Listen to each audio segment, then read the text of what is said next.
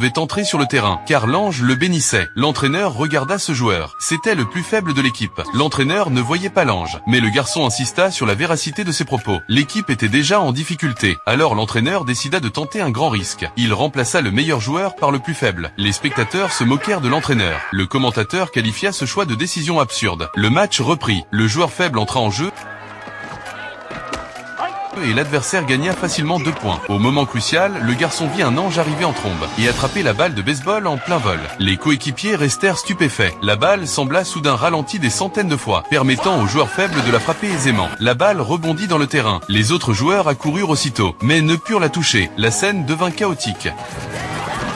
Le joueur en profita pour courir jusqu'à la base et marquer. Les spectateurs acclamèrent, mais l'équipe restait toujours menée au score. Le garçon aperçut de nouveau un ange. Il appela aussitôt l'entraîneur et demanda à ce qu'un coéquipier blessé se prépare à jouer. Fort de l'expérience précédente, l'entraîneur dut obéir totalement. Le joueur blessé entra en jeu